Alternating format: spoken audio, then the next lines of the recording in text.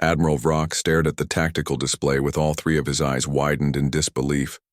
The human settlement that had registered clearly on their scanners just hours ago had seemingly vanished. Where there should have been thermal signatures, electromagnetic emissions, and movement patterns, there was nothing but natural terrain. "This is impossible," he chittered to his second-in-command. "An entire colony of 2,000 humans cannot simply disappear." Lieutenant Grix adjusted the sensitivity on the scanner array. "The readings are accurate, Admiral. Either they've evacuated or they're still there and we simply cannot see them." Vrock finished grimly. The Tasharan Dominion had expected the conquest of Earth's outer colonies to be straightforward. Humans were technologically inferior by at least 3 centuries, possessing neither faster-than-light communication nor energy shielding. What the Tasharans hadn't counted on was humanity's exceptional talent for adaptation and deception. "And deploy. Ground forces," Vrock ordered. "Standard search pattern. If they're hiding, we'll flush them out." 6 hours later, the first casualties were reported. Captain Bell watched through his tactical visor as another Tasharan patrol walked directly past his position.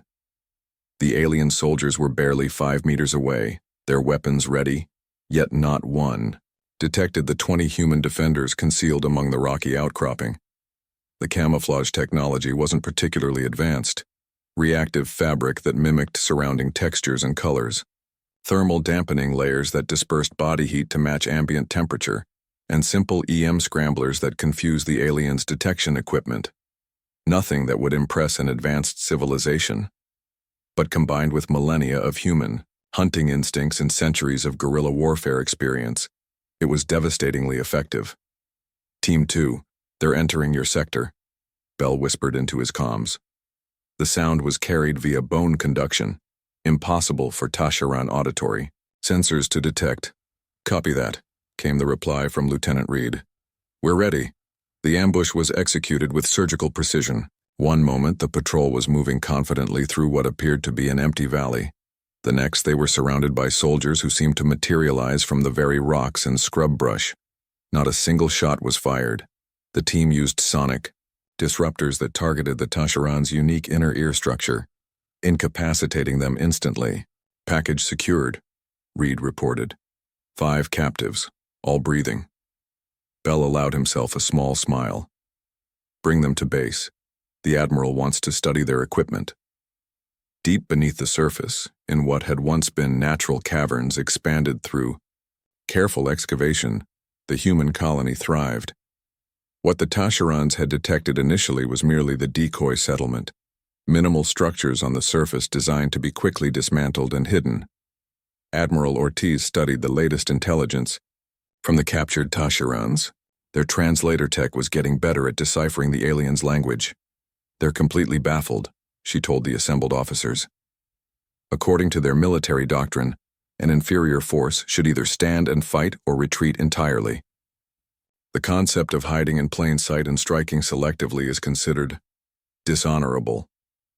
Major Tanner, head of their improvised research division, stepped forward.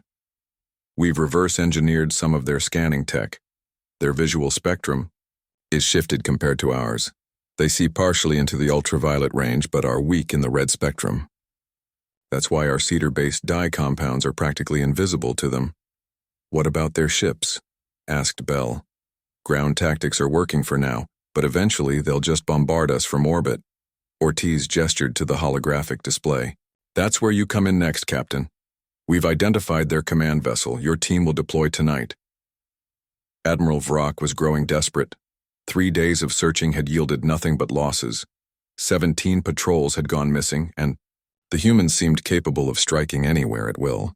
The colony's population remained unaccounted for, yet the attacks continued. "We should withdraw to orbit and sterilize the area," Lieutenant Grix suggested. "Standard protocol for insurgent resistance." Vrock was about to agree when the bridge door slid open.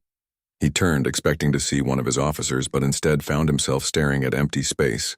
Before he could react, the air itself seemed to shimmer, and suddenly 5 humans in strange mottled suits stood before him, weapons raised.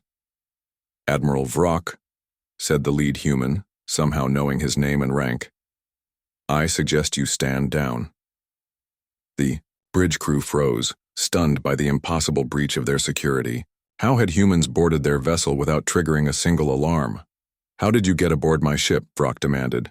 The human, Captain Bell, though Vrock didn't know his name, gestured to his team's suits. Same way we've been evading you, on the ground. You see what you expect to see and your sensors detect what they're designed to detect. We simply work around those expectations. Another human stepped forward, removing her helmet to reveal a face that somewhat resembled Tasharan Young. Large eyes, smooth features. A psychological tactic, Vrock realized too late. We've uploaded a message to your fleet command, she said, along with evidence of how easily we infiltrated your flagship. We're keeping you and your senior officers as insurance, but the rest of your crew will be permitted to return home. Vrock couldn't believe what he was hearing. You're letting them go? Why? The human smiled, an expression Vrock found unsettling. Because we want them to tell your leaders exactly what happened here. How a supposedly primitive species outsmarted the mighty Tasharan Dominion, not through superior firepower, but through adaptability and ingenuity. She leaned closer. The message is simple. Earth is not worth the cost of taking.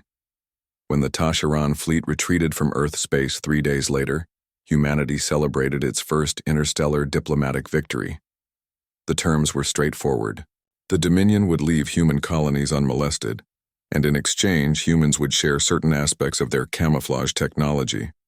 What the Tasharans never realized was that humanity's greatest advantage hadn't been technology at all, but rather their evolutionary history as both predator and prey, with all the cunning and adaptability that entailed.